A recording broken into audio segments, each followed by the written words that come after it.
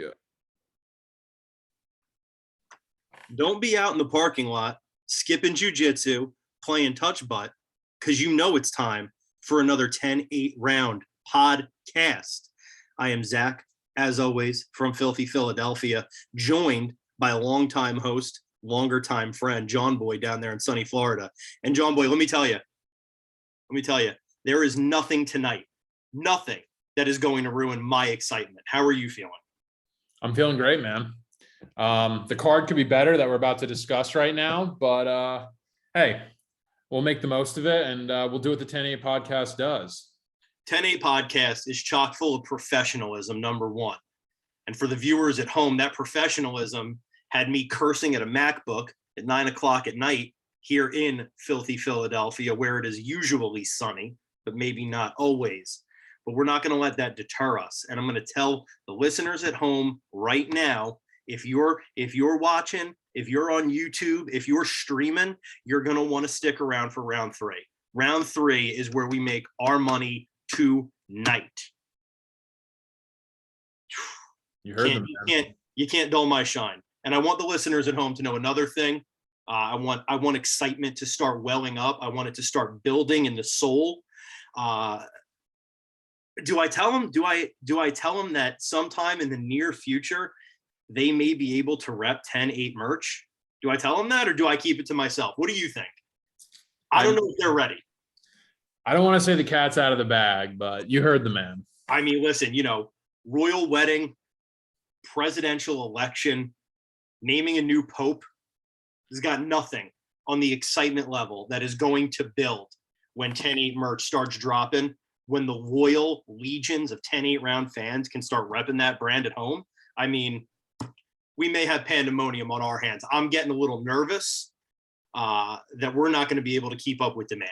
That's what really has me apprehensive. Yeah, no, that's absolutely fair.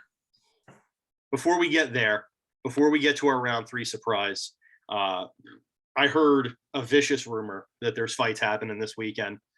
You want to get right down to brass tacks? Yeah, I mean, we can hop into it. I mean, I don't know how much juice we got going into this one, but I mean, there's some, if you nitpick this card, there are some things to be excited about. Should we just start it up from the top? Let's start from the top. Let's talk Rob Font, Marlon Chito Vera. That's a fun one. I'll tune into that one. Yeah, 5-round main event. Marlon Vera, Rob Font. You have a lean on who you think's the favorite here? So before I give you my lean, let me ask you this. Am I crazy to think that a year, maybe 2 years ago, Marlon Vera's stock was a little bit higher than it is right now? Is he cooling off a little bit, you think? I wouldn't say he's cooling off. I think honestly he's actually probably made improvements from where he was previously in the UFC. His last loss is coming against Jose Aldo, which was a very close decision. I thought that could have went either way. Then his other loss is Song Yadong, who's on like a tear right now. He doesn't really have any bad losses. He beat up Sean O'Malley, but the UFC, brushed that under the rug as quick as they possibly could. I don't know, man. I like Chito Vera. I think this is going to be his first 5-round fight, first main event ever. So this is a big moment for him. This is a potential, I don't want to say contender, but definitely crack into the top 5 and, maybe challenge for that 135-pound strap. Yeah, I agree. I look purely at records. Rob Font's coming in with a 19-5. Chito's coming in with an 18-7-1. But if you put a gun to my head, I'm going to say Chito Vera is the favorite. So he is not the favorite. Yeah, Rob Font's a slight favorite, -140. I understand where Vegas is coming from. Font's probably fought the better of the resume. He's got a 5-round win over Cody Garbrandt, an old champion. He's got some decent wins on his record. The one guy that they fought that I brought up just a second ago was Jose Aldo, is a competitor that they both have went up against. And Font lost that fight as well, but I think it was a little bit more convincing than Chito's loss to Aldo. So this is going to be a good fight. Do you have a lean on who you think is going to win the fight? Not necessarily Vegas's favorite. I think Rob Font's going to get the job done. I do. Yeah, I think, okay. I think, like you said, if I'm sitting down with MMA math and I'm looking it over a little bit, I think Font's resume is a little bit more impressive. As far as how many fights have they had? They're about even. They sit about even. Cheeto's maybe had a few more fights than Font, but I think the resume for Font kind of carries the day. What do you think? I think Font's the faster, sharper fighter. The only issue with me is over the course of 5 rounds. Cheeto's got some really serious. He's got some really good durability. I have an angle on how I want to approach this fight from a betting perspective. And I wouldn't bet it before the first bell. I would wait till after the first round. I think Font's going to come out and he's going to win the first round 9 times out of 10. And I think you're going to get a better number than you would right now. I'm gonna go with Cheeto Vera in this spot. I think his power is going to carry, and you're going to really see that over the course of 5 rounds. I think he takes shots better than Font.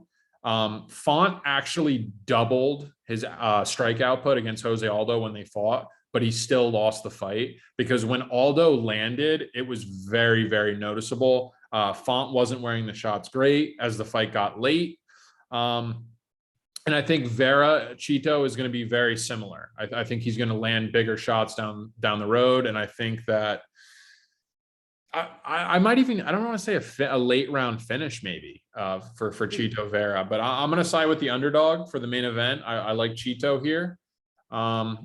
Wait for that first round to eclipse and then look at that live odds and maybe take a little nibble on that. So let me ask you this then, and we'll move on in a second here. But let's say I'm at official sponsor of the 10-8 round podcast. I'm at Miller's Ale House. I got a Mountain Melt. Maybe I got a Captain Jack's chocolate surprise on the way. I got a couple soda pops on the table. Is this a big dog bet? Like I said, let's see how the first round plays out. Follow the Twitter. I'll be posting a live bet after that first round. I'll either say no or I'll say go. And if your thoughts align with that, then you can let it play. I don't think I'm going to have any early action. But something tells me this is Cheeto's time. I think Cheeto's going to make a little run here at the 135 and maybe even challenge for the belt at some point. Interesting. Well, listen, I can't argue with your logic and I can't argue with your math.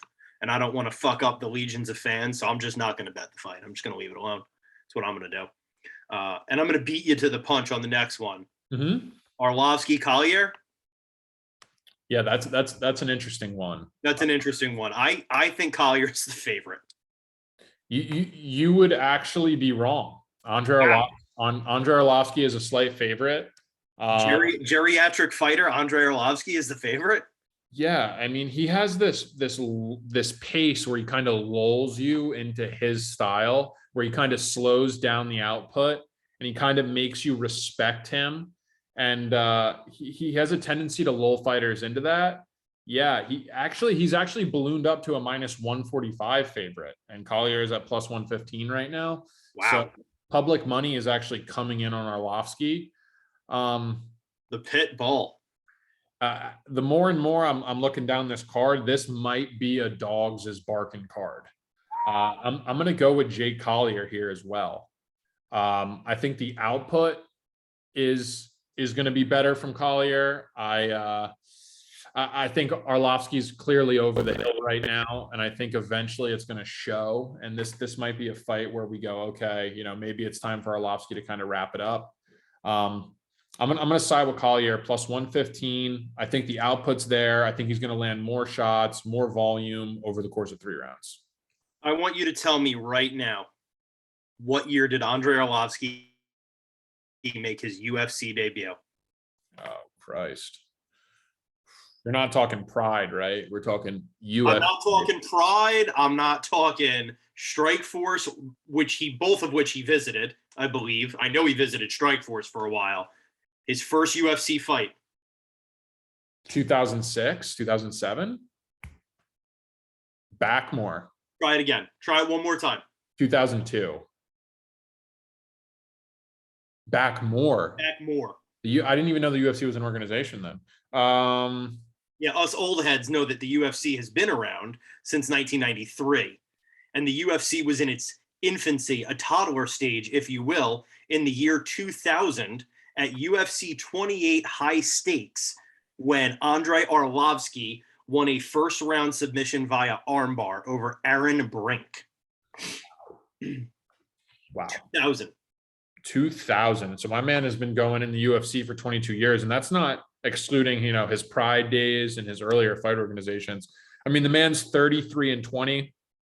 He's over 50 professional pro fights. His resume is, the UFC has given him guys that he can beat. Jared Vanderhaar, who probably won't be on the roster anymore. Chase Sherman, who we'll see a little bit later down the card.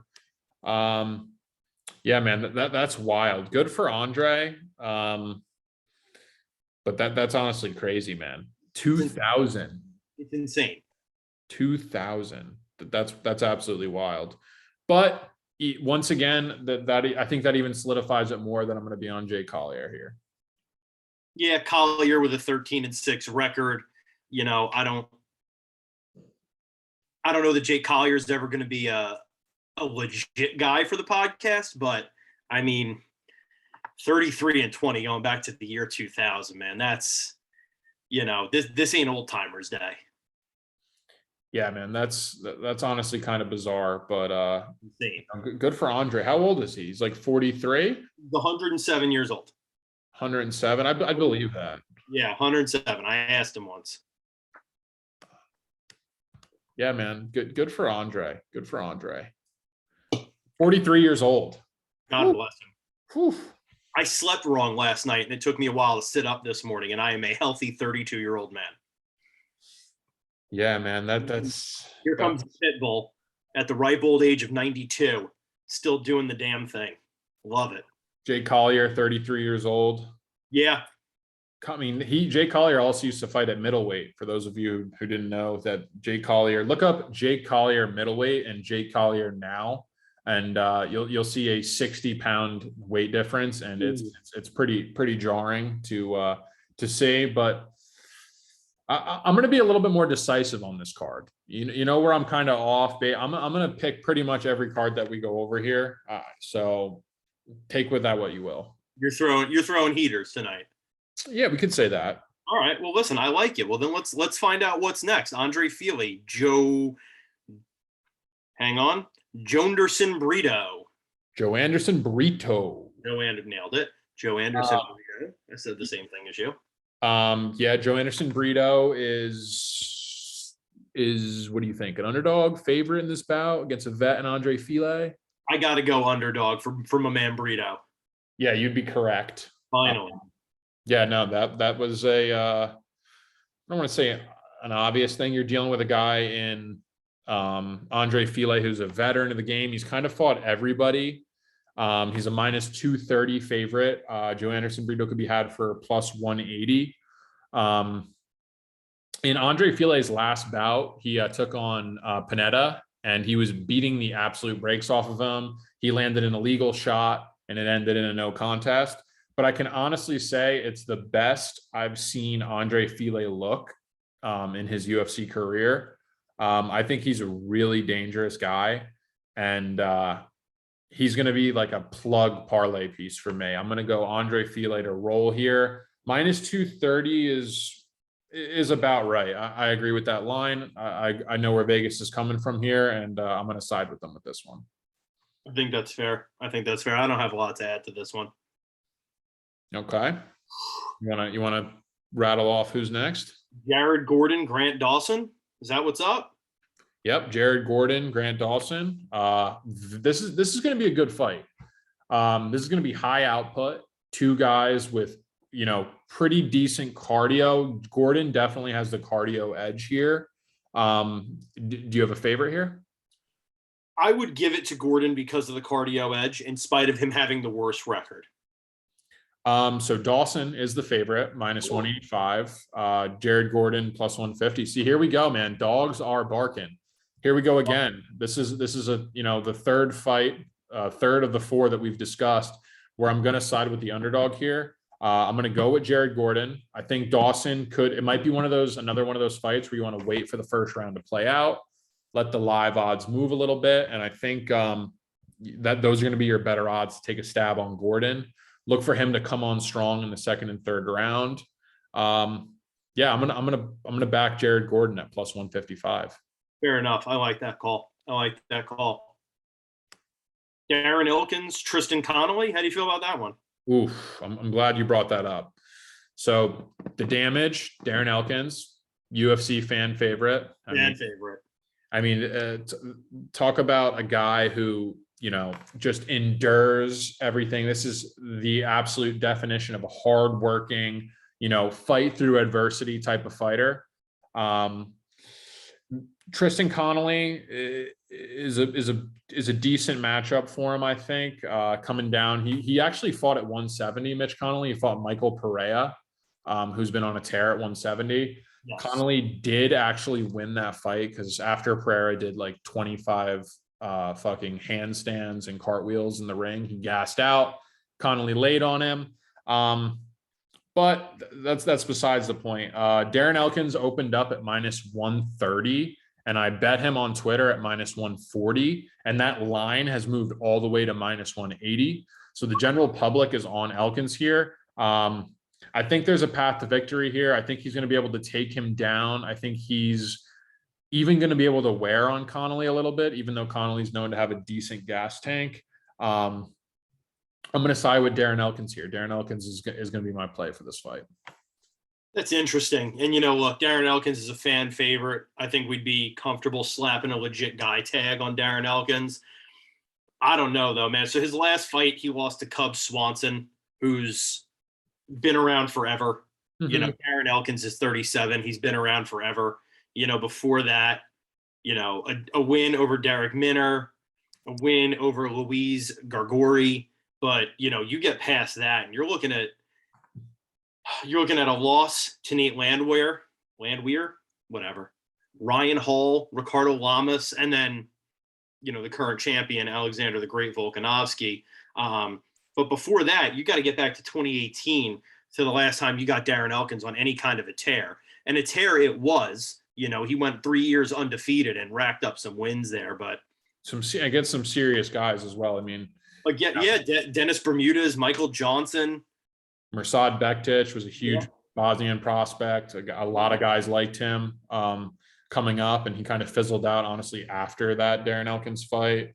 And then like you said, I mean, he does have 4 losses back to back, but it's against Alexander Volkanovski. He didn't get finished, so that's a plus. True.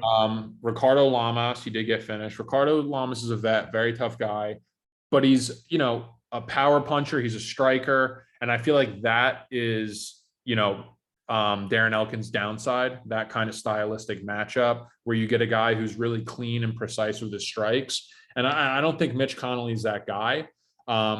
So if we're going to go solely on the, the hardworking, the cardio, and who wants it more, I'm going to go with Darren Elkins 100% of the time. Yeah, I think that's fair. And,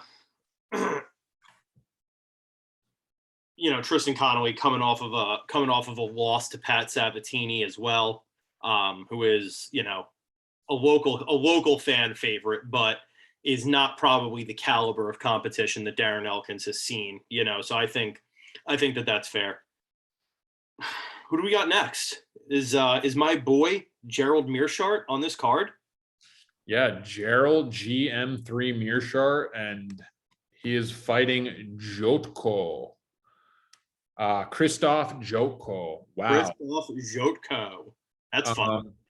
Krzysztof he's been kind of a staple 185, kind of like, you fight him if you're ready to crack into the top 10. He's a good fighter.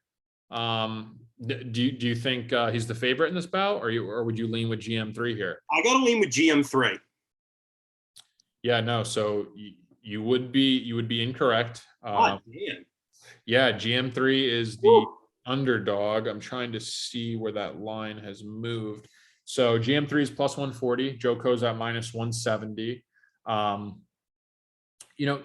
Meerschaert's got some serious wins on his resume after he got knocked out by Khamzat Chimaev and sent to the absolute shadow realm. He's been on a tear. And the UFC hasn't really given him easy guys. Like he was a plus 600 underdog when he fought Muradov, and he ended up submitting him in like the third round. Yeah, rear naked choked him.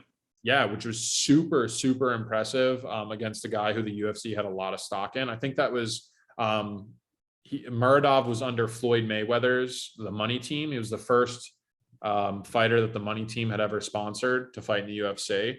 So they had a lot of big expectations for him, and Gerald Meerschaert ended those. Hate to say it. Yeah. Depending on how you feel.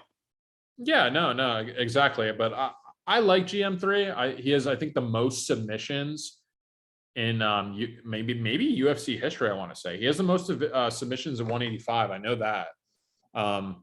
He's a sneaky, crafty vet. But this is a matchup where I think Joko's the stronger guy. I think this fight is going to end up going to the cards, and if it goes to the cards, I see Joko winning it. But don't rule out a Hail Mary submission from the guy who has, a crazy submission resume in the UFC. So is it fair to say then that you're laying off this fight? I'm actually not going to lay off it because I'm going to stay true to what I said earlier. I'm going to go with Krzysztof Joko here.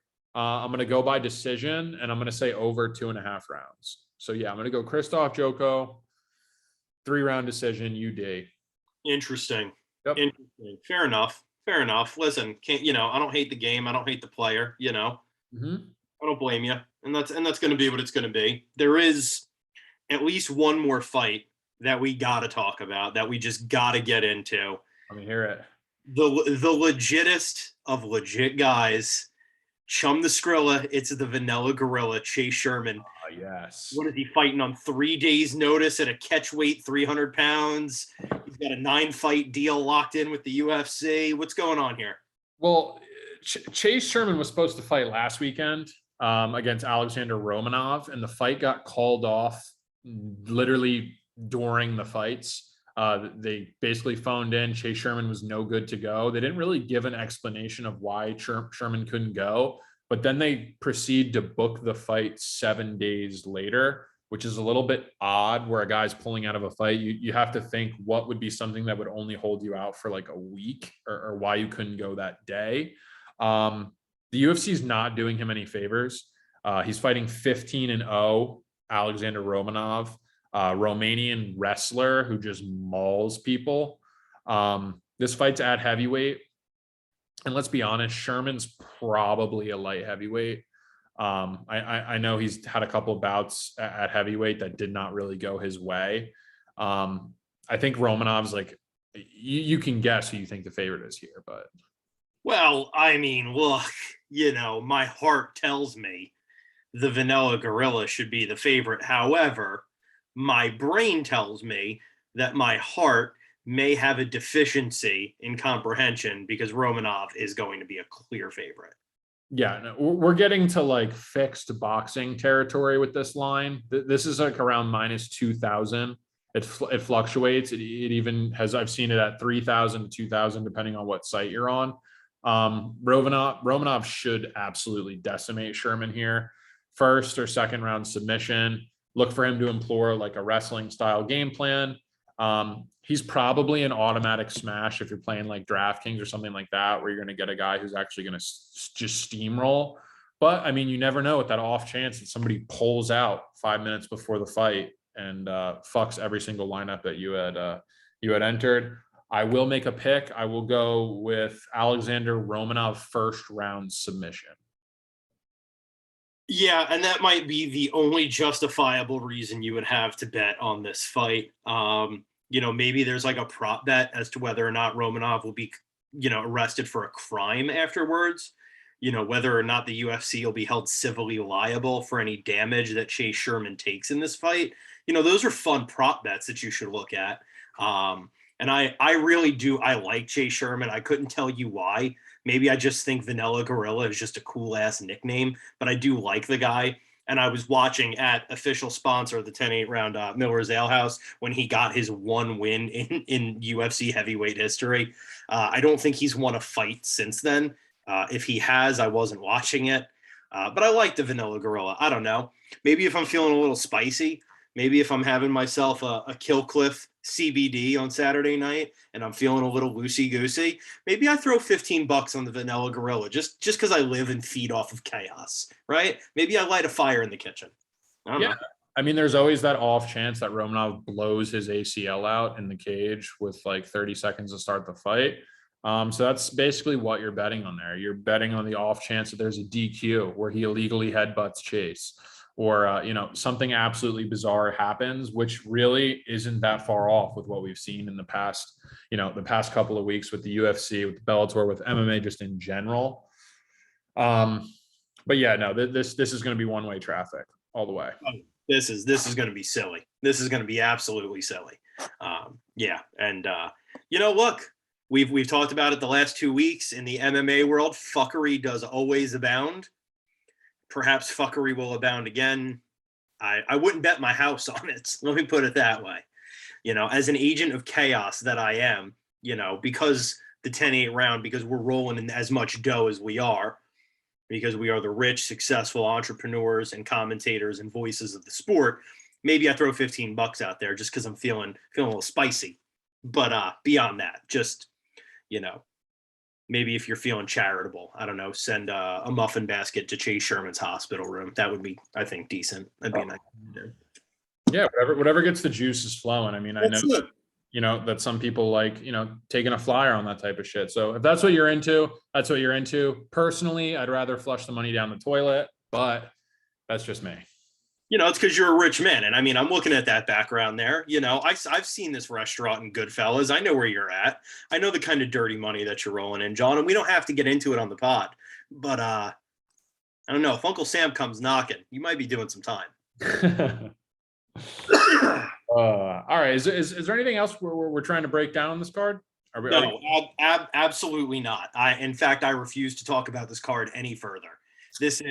We're outside of the refractory period, right? The UFC has paid the escort in cash that was on the dresser. She has since left the hotel. You are now alone in your room eating Ben & Jerry's, and you're probably going to fall asleep watching SportsCenter. This isn't even a refractory period anymore. In fact, I think this is maybe just a palate cleanser, a sorbet, if you will, for what's coming up next week. Because what's coming up next week is what we play for. Yeah, no, absolutely. This is definitely an hors d'oeuvre. This is a little appetizer for what we're really going to be getting into. We got that Phoenix UFC 274 pay-per-view card, which is absolutely fucking stacked. We won't get too much into that right now. So like I said, I don't want to get too much into it, but Justin Gaethje is fighting. Ooh. So that is always legit guy. Put the tag on Gaethje. That's a legit guy. Yeah, no, that's always must-see TV. So you ain't kidding. Yeah, no, come back next week because I have a feeling 10-8 boys are going to be getting deep in the weeds on that card. We're going to be really talking about some analysis.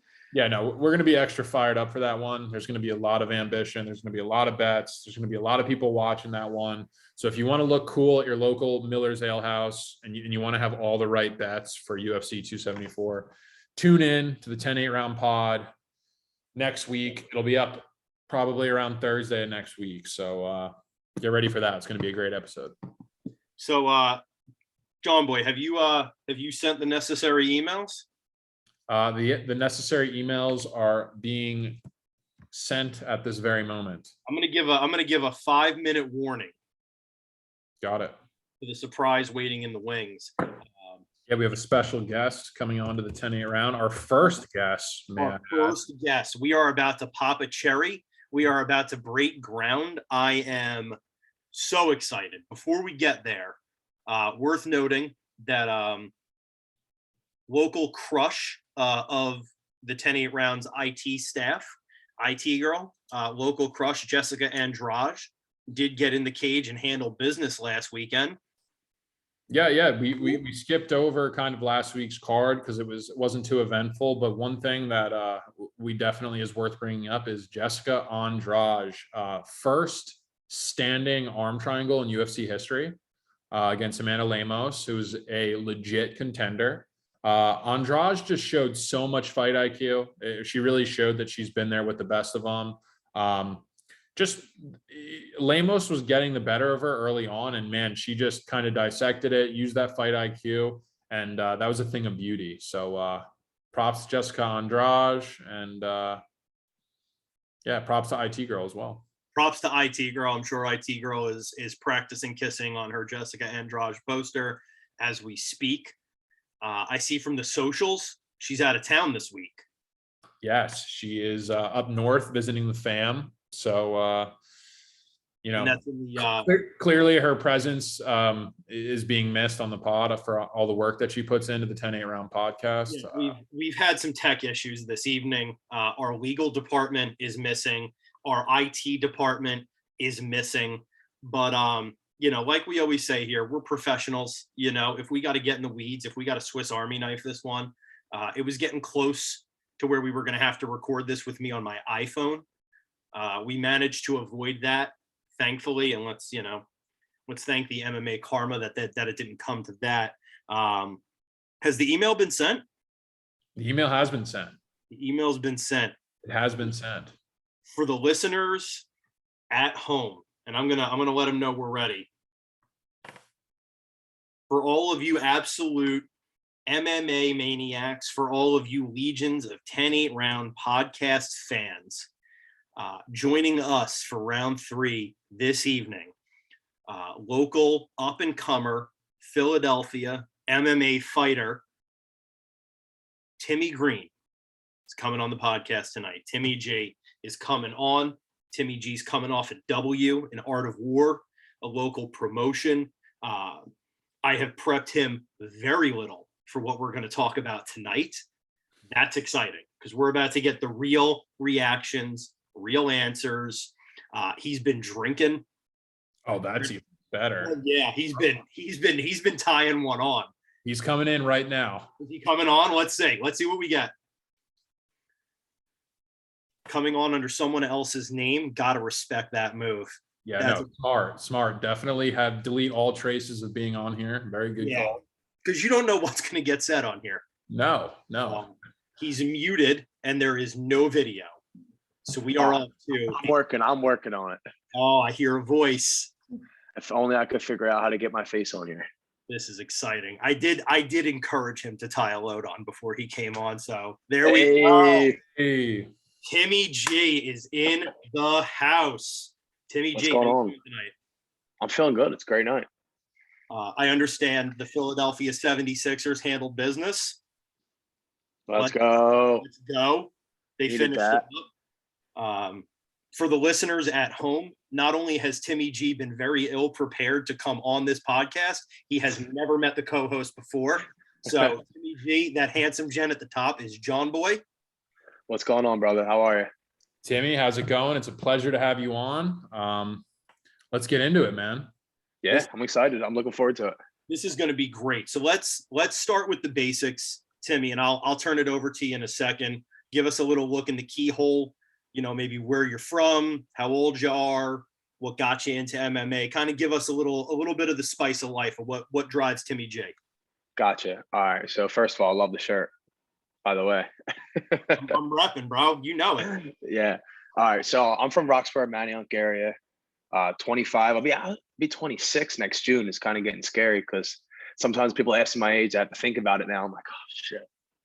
I start saying 23 and whatnot, but I'll be 26 in June.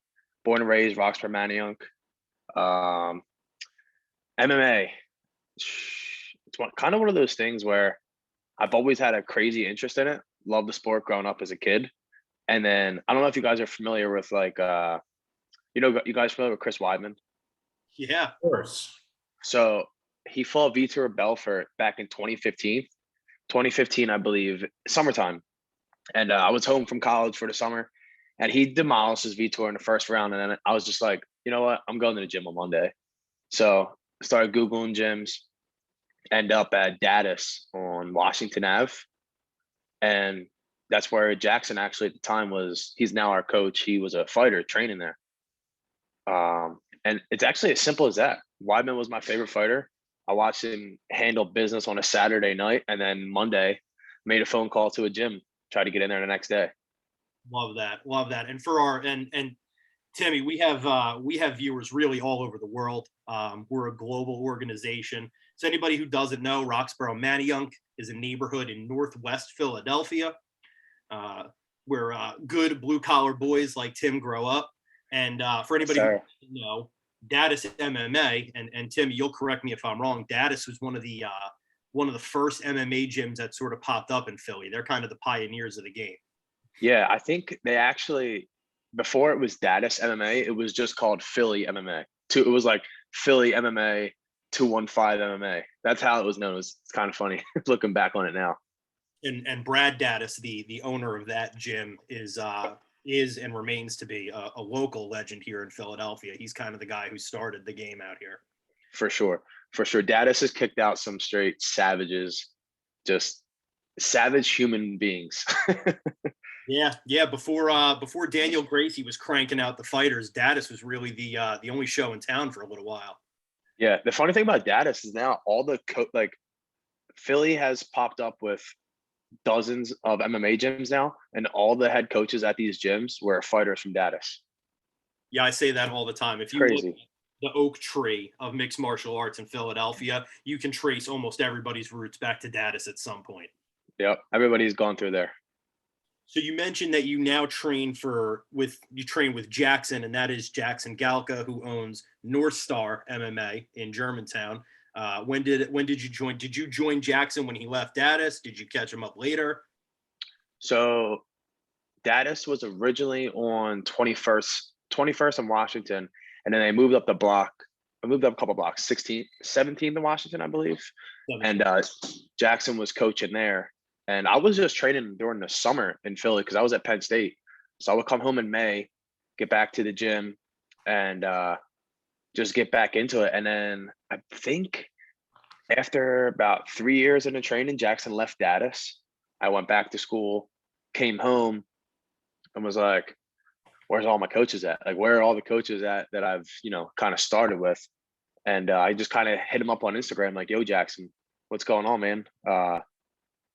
Looking for a place to train, any recommendations? And then he had just opened up running his kickboxing classes out of a gym in Chestnut Hill. So that's how me and Jackson got linked up. And then I trained there with him. This was like a studio. I think he was running 4 classes a week, if that. It wasn't anything like he's running now. Didn't even really have soft mats. It was just like a regular gym he was coaching out of.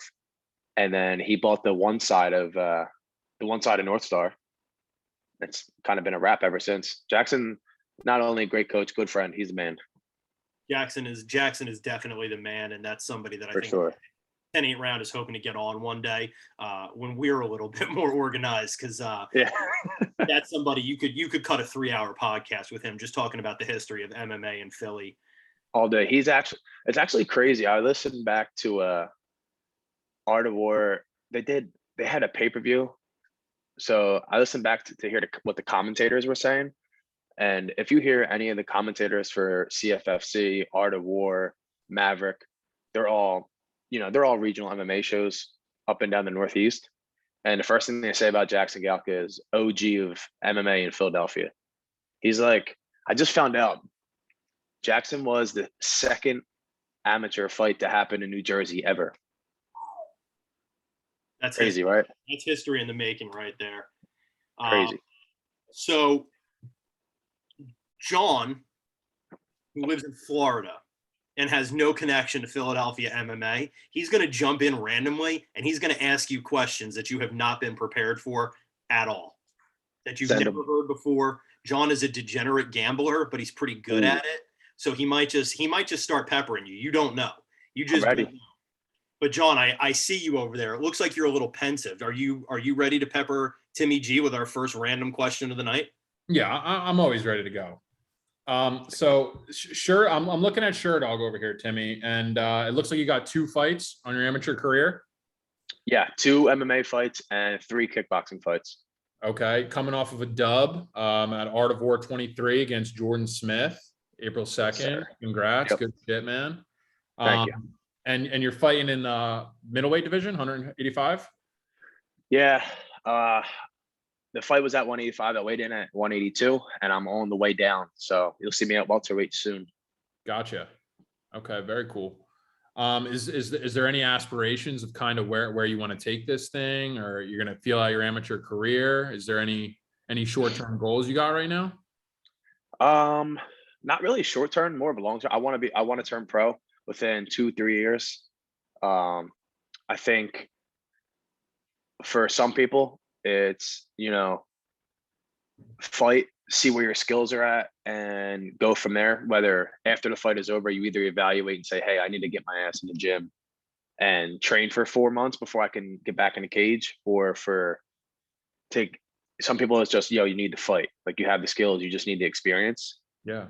For me, I feel like it's more of an experience thing. I don't have as many fights as I should. So I just need to rattle off a bunch of fights. Good But shit. Stay fighting active. professionally is the goal. So That's Timmy, awesome. you fought last year on CFFC. Yeah. Probably, I think maybe a little bit more of a well-known promotion than Art of War. Right. So for you right now, are you kind of promotion bouncing? Do you think you're going to stay with Art of War for a while? Because Art of War cranks out some good fights. I want to fight all over, honestly. I don't want to get too comfortable fighting under one banner, because you fight under one organization, you build a relationship. They like you because you sell a lot of tickets. You like them because they're giving you, whatever you want as far as ticket sales, fighting in your backyard. But for me, I want to bounce around because I feel like that's the best way to get tough fights. I don't care about going 8-0 as an amateur. I'd rather be 5-5 with all killers that I fought. I like that. I like that energy. So give us a little breakdown here. You obviously you took a tough L in CFFC for your first one. You got in the gym, you got in the lab, you got with guys like Jackson, who are just more than anything really intelligent in this game. What changed from the first fight to the second that got you that dub? I think I now, after the first fight, I was like, oh, okay. That's how you got to do it. It was more of just like a promotion thing. Like, CFFC was crazy. Like, I weighed in, and after weigh-ins, I was signing autographs. It's like, what the hell is going on? This is my first amateur MMA fight. Why am I signing posters? So that was more of that was a big shock. Just like constant camera in your face. No, I mean, I think I was just a little starstruck, to be honest. And MMA is different. It's like, amateur MMA, you have 2 minutes. The best way to score points in MMA, get a takedown. I was still under the whole I want to come out and fight. Let's bang. Let's swing at each other, And that guy was just like, nah, this is going to be strategic. I'm going to take you down and control you, kind of thing. So after that fight was over, I was like, okay, now I understand.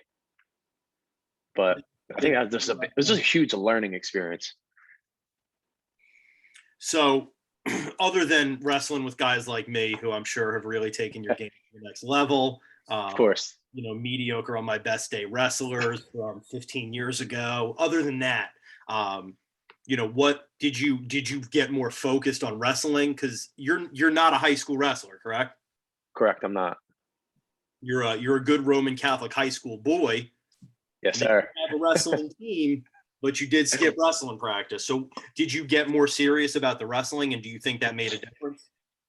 Yeah, for sure. I don't know if you're too familiar with MPR Endurance. Have you heard of it?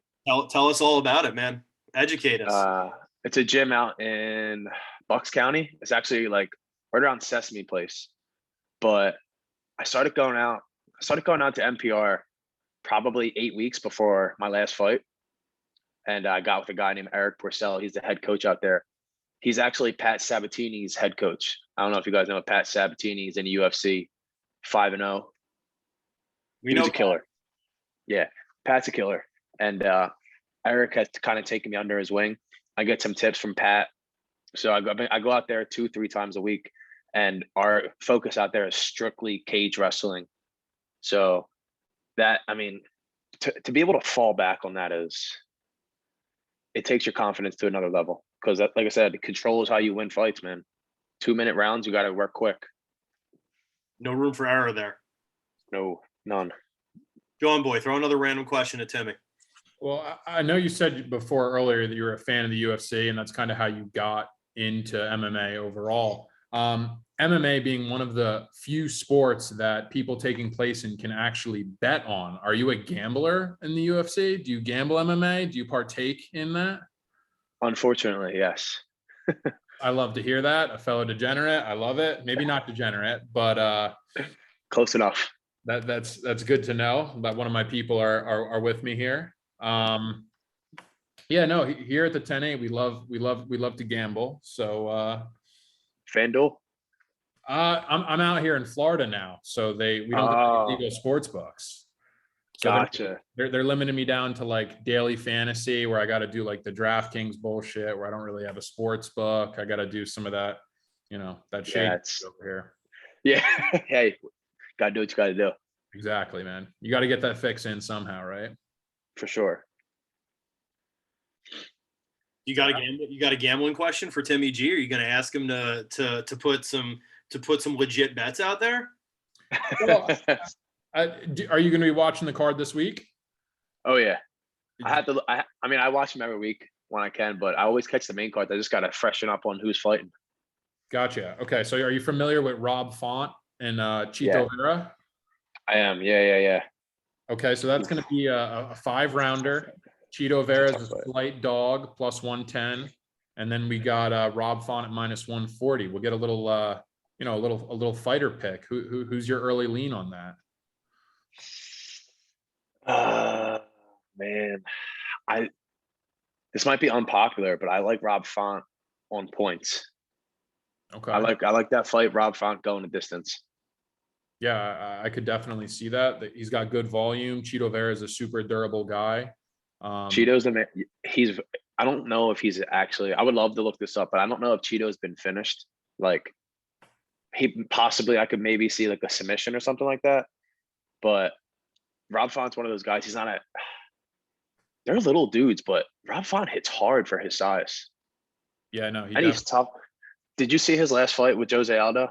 Yes. Jose was cracking him with some mean shots. Yeah. He couldn't put him away. Jose was fighting at 45, and he was a monster at 45. So if you got someone that's up a weight class hitting you with his best shot, and you're not going down, I don't think Cheeto's going to be able to finish him. And with UFC bets, taking the favorite, sometimes there's no money. You got to take the dog. Dog or pass situation. Okay. Listen, this is a podcast where we do like to let the dogs bark. Yeah, you got to. We like to do. We like to let the chopper sing, and we like to let the dogs bark. I'm with both of those things. So getting back to where you're at, right? So one of the things that we kind of made as a commitment when we started this podcast is we really wanted to highlight, voices of guys who are, look, the UFC is great. Watching the UFC is great. That's what gets us all into this and gets us all on the couch Saturday nights. But we wanted to make sure that we highlighted and gave a platform to dudes like you who are fighting local, who are grinding in the gym, who are working a job to try to make ends meet and all that. As a local guy trying to make a name for himself, what's the biggest challenge that you're facing on a daily basis? Man, probably just in the world, like MMA has come so far in such a short amount of time. You've got amateur fighters that have 2 or 3 fights that are just, their job is to fight. They don't have jobs. They don't have bills. So I think the hardest thing is trying to wake up, train in the morning, go bust your ass for 8 hours doing whatever you're doing, and then go back to the gym for 3 hours at night. You may be able to do that for 2 or 3 days, but doing that for a 7-week fight camp, it's a hell of a grind. That's tough. I think it's love of the game. It's like, and the funny part now is like you hate it, Dan. Don't take this the wrong way. Like I love to fight, but you hate it the entire time. You're hungry. You're not eating anything. You're not having an ounce of alcohol. You're not looking up. You're missing. Your boys are at the bar. Forget about it. You're not going to the bar. You're not going to family parties. you're locked in because the consequences are different. I always say to my girlfriend, she always breaks my balls. I'm like, if you're playing basketball and you have a bad game, you get benched.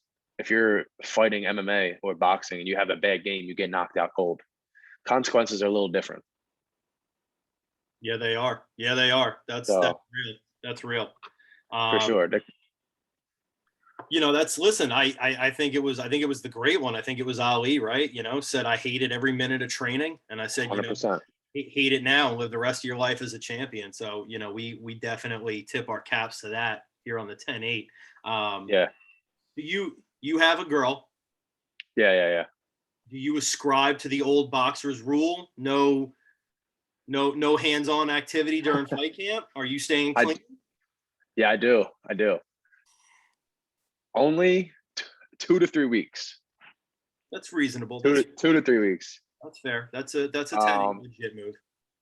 Yeah, dude, but like I said, I'm waking up, I'm lifting in the morning for an hour. I'm working 8 hours doing HVAC in the shitty conditions. And I'm going training 2.5 hours, 3 hours a night on like limited food. So towards the end of fight camp, it's like, I don't want to be touched. Don't touch me. Don't hug me. Like,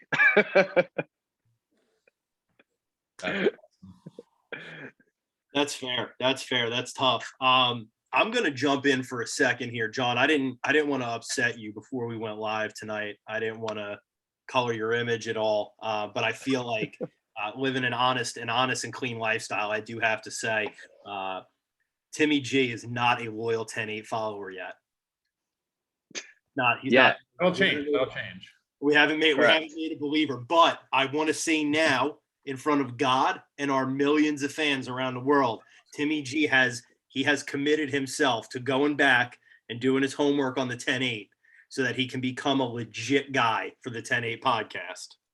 Absolutely. It's the least I can do.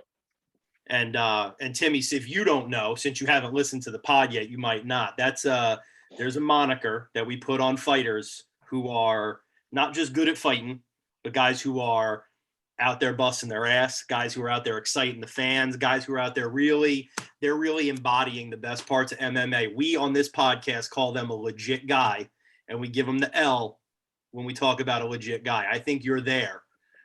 Man. I think we need a little study on the 10-8 pod first. I don't know. Maybe that's me. John might feel differently. That's just me. I'm a little bit of a bookworm. I think you got to do your homework before you get the tag. John Boy, how do you feel about it?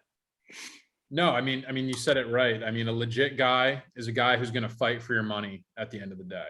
And that's how we like to sum it up. I mean, Timmy G, coming on here, you've already earned our respect here at the 10-8 pod and our thousands of followers out there. So we appreciate that very much, Timmy. And thanks again, man. My man, thanks. No, man, I thank you guys. I was looking forward to doing this. He hit me up. I was like, hell yeah, I'll hop on. Looking forward to it. First time being on a podcast. So I was definitely excited. Appreciate you guys having me. You're a natural so far, and you've survived so far. But now we get to the advanced course. Are you ready? I'm ready. All right. I'm going to ask you a series of 3 questions. This is. Do I need to get another beer? This is new. You might, if you need to get another beer, we're not going to judge you. Okay. All right. I don't know when your next fight is. I won't tell Jackson that you're crushing Bruise on the pod right now. I'll leave that out next time I see him. Yeah. For sure. I want you to show your work on these next 3 questions. So you're going to tell me who and why on the next 3 questions. Okay. Are you ready? This is a new segment, by the way. For all shit, I'm nervous. This is a new segment. This was just thrown into the equation by Zach here. So in the comment section, I want the loyal, the Mike Asses, the Remy's out there to give your 2 cents on this segment. And we'll take it from there. Zach? All right, Timmy, question 1. Abe Lincoln versus George Washington. This is MMA rules. Who wins? George Washington. George Washington? Yeah. He's throwing heat early. That's a dog bet. Exactly my point. Wasn't Abe Lincoln like 6'4"? Not only was Abe Lincoln 6'4", I might change your answer on you. Abe Lincoln is in the Wrestling Hall of Fame. No shit. Yeah, Abe Lincoln was an actual wrestler. All right, can I change my answer? The segment's off to a rough start. The segment is off to a rough start, and it's only about to get worse. I'm sticking with George. He's got it. You're sticking with George. You think George is maybe going to strike him? Yeah, he's going to keep the distance. He's going to keep the. All right. Listen, I can respect the answer. He showed his work there. Question 2. Mozart versus Beethoven. MMA rules. Who's winning? Oh, damn it. I can't even think about what these guys look like, bro. Thank you. That was my exact train of thought when Zach posed these questions. Well, so here's 2 things you should know then. I'll give you 2 fun facts before you make your decision. Number 1, Beethoven was deaf. Okay. However, Mozart was seen as a prodigy, a little bit spoiled here. This is a guy who's not really working for it, and was also a little bit of a pervert in his private life. Dude, you can't go with the pervert, but He's going Beethoven. I like that pick. yeah, you got. I mean, listen, if you're deaf, you have a good sense of like your other senses are super strong. So let's give him the hand-eye reflexes. That's got to be on point. Listen, Johnny, show his work. No, that was a good analysis. Honestly, that's what I was thinking. His other senses have to be, inherently better because he's lacking the other one. So absolutely. I think there's a little bit of history for that call. I think out of either Washington State or Oregon, maybe like 10, 15 years ago, there was a blind wrestler who was a state champion. Wow. So I wouldn't be surprised. I think there's a historical analysis here that backs Timmy G's call. All right, last one. And this one I think is the most interesting one, but also maybe the most commonly known one. Winston Churchill versus Teddy Roosevelt. That's a hell of a fight. Those are big boys. Those are bruisers. Yeah. That's a hell of a fight. I'm going Teddy. Yeah, I think that's the right call. I think he's a favorite too by a lot. I think he is too. John, he's just tenacious. I'm gonna bring us back to a little bit of reality here and bring us on to. I know we earlier discussed that we might not break into next week's card, but I'm curious to see where Timmy G is feeling on this one. Next week we have a massive pay-per-view fight being headlined by Charles Oliveira and Justin Gaethje for the 155-pound strap. Who do you like in that matchup? So Dustin Poirier is my favorite fighter at the moment.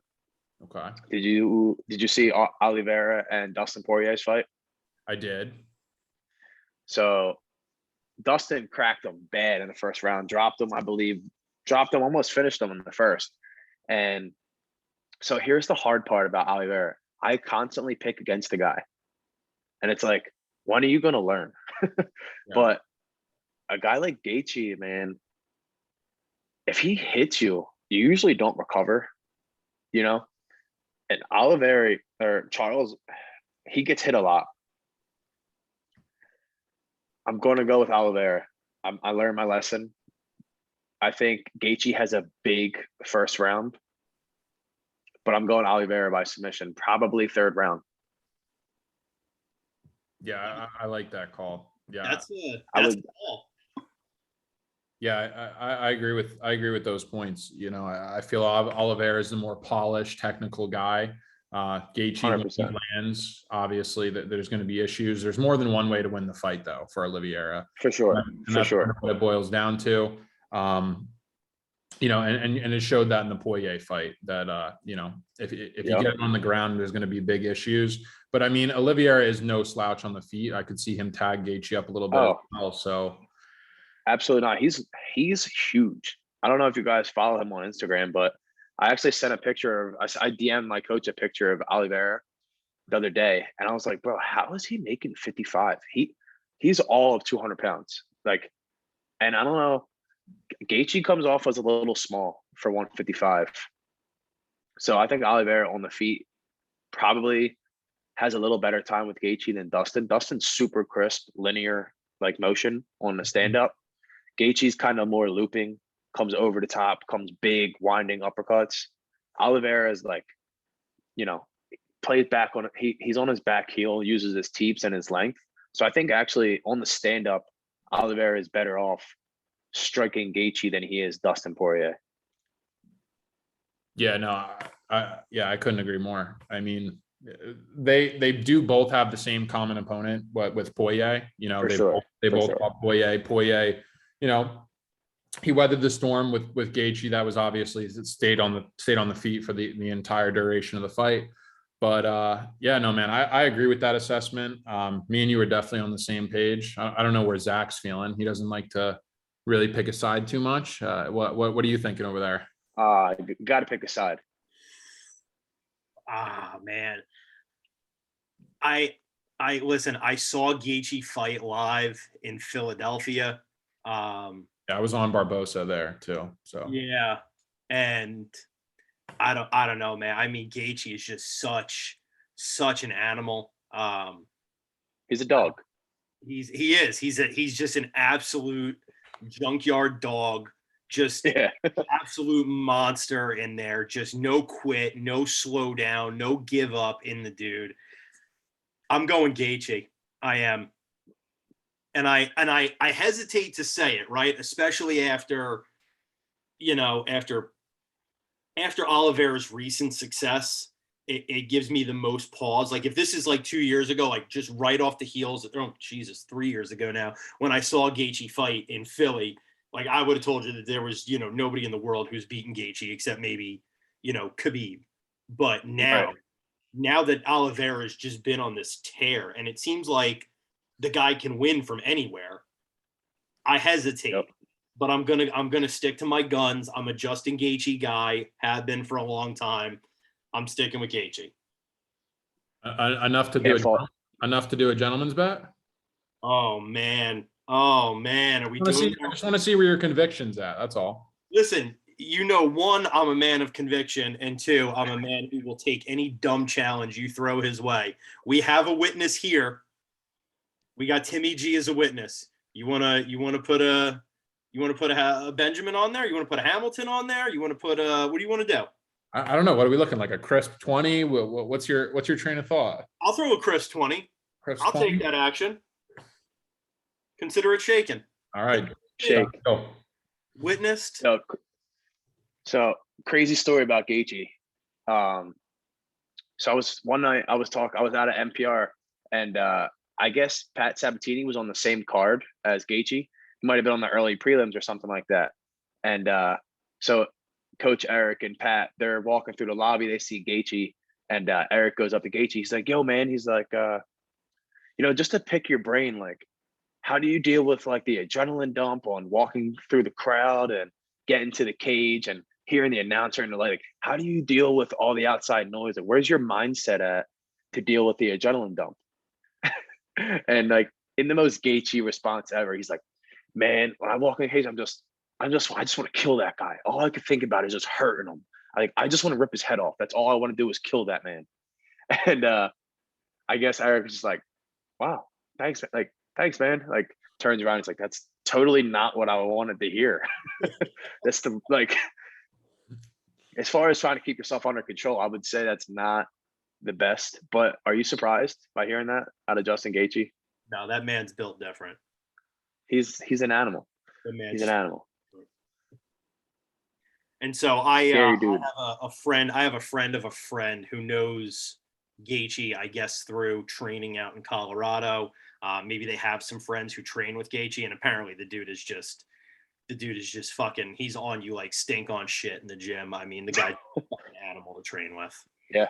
Yeah. I can imagine. I would love to go out there and train. Like one of my biggest.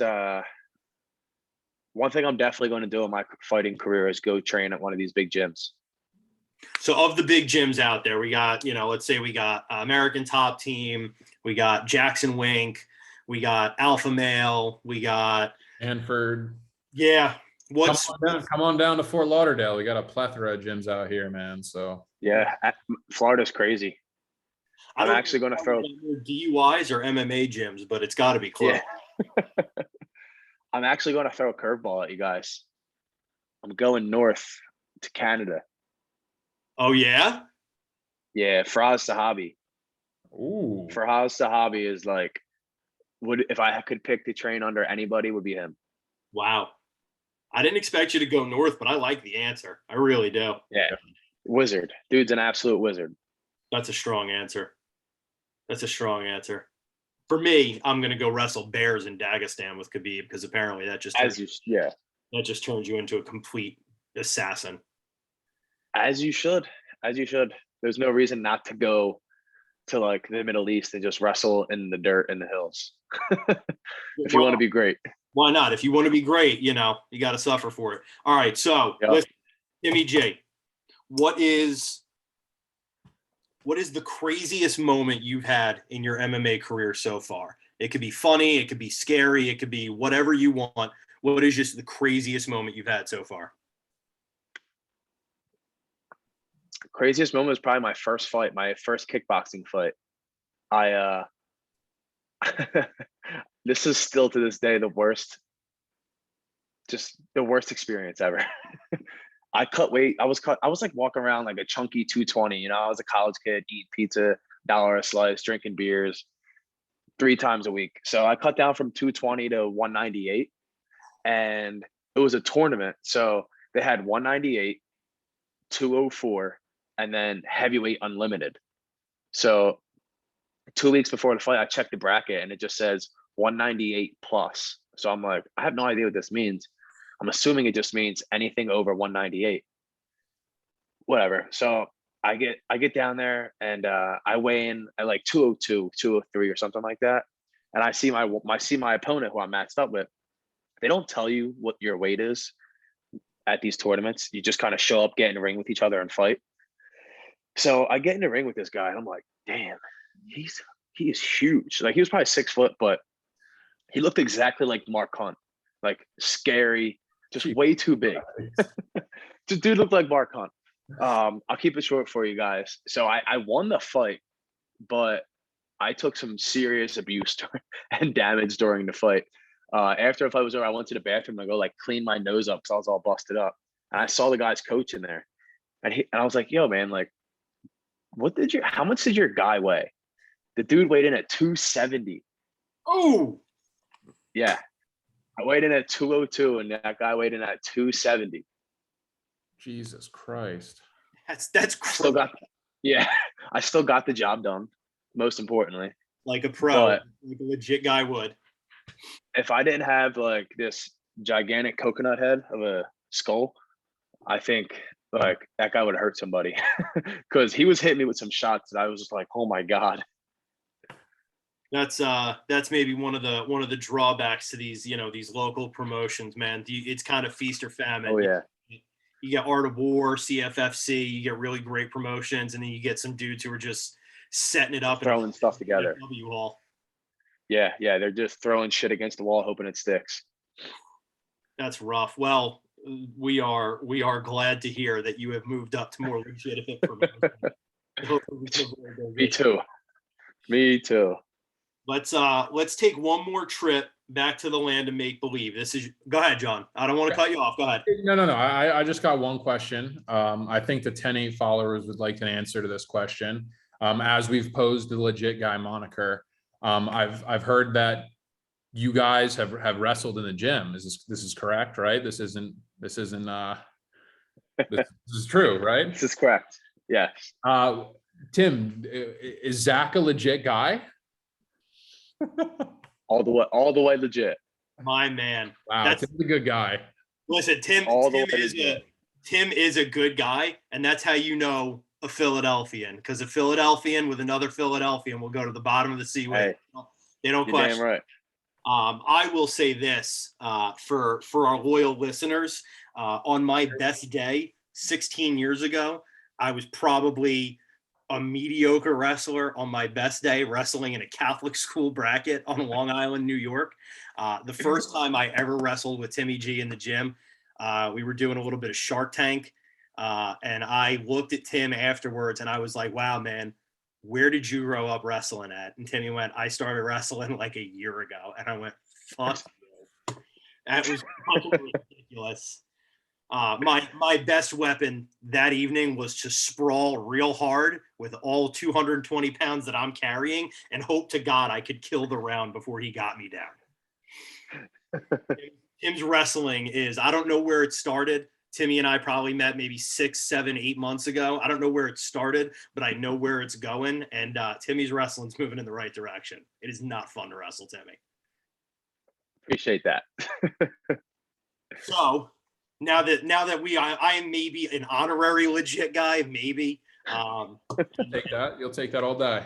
And listen, John, I'll say this: I am willing to come down to Fort Lauderdale and I'll wrestle you, but I will not wrestle IT girl, the woman you live with, because I think she might kick my ass. But let's take one more trip back to the land of make believe, and this is a pick'em. I want you to go back to high school social studies. You're going to pick one person from history. It doesn't matter who, when, where. One historical figure that you think would make a run in the UFC. Who is it?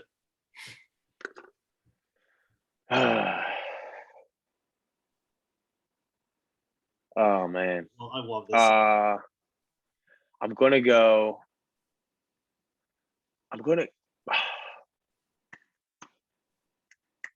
what's his name? His first name is Maximus. Maximus Aurelius? Is that it? Straight from the Gladiator? Marcus Aurelius? Yeah, yeah. That's it. Maximus, right. I believe there was a story. So Maximus was the gladiator, but I believe it was a different made up name. The story is true about that guy, but I don't know if that's his name. Whatever that story is built off of, I'm taking that guy. All right, so he's going back to the Roman gladiator days. I like that. I think it's a respectable call. It has to be a Roman gladiator or a Spartan. All right. We're going to ancient times. I like the call. I respect it. Timmy G, anybody you want to shout out before we get out of here? Anybody who's been holding you down? Yeah, I got to give a shout out to my girl. She puts up with my shit when I'm freaking hangry as hell. That's pretty much because we live together. So she sees the ups, she sees the downs. There's an MMA, unfortunately, there's way more down than up, but it's a sport of highest highs and lowest lows. And I've been on both ends of them, but definitely give a shout out to my girlfriend, Colleen. She's a beast. Love it. 10-8 loves to shout out the ladies in and out of the cage. They are definitely our better halves always, as John, for sure. As John and I, who are both men who have outkicked our coverage, can attest to. John boy, you got anything else for Timmy G before we wrap it up for the week? No, man, that was really insightful. That was awesome. And yeah, man, I got nothing. Timmy G, thank you for taking some time out of a Thursday evening here, coming on late night with us. You are officially a legit guy, friend of the pod. My man. Absolute stud in Philly. We'll report to the Legions when you get your next fight booked, and maybe we'll have you on after that next big dub after you bring it home in the cage again. Yes, sir. I'm all in. My man, Timmy G, thank you for joining us, brother. Thanks, fellas. Have a good one. You good, brother.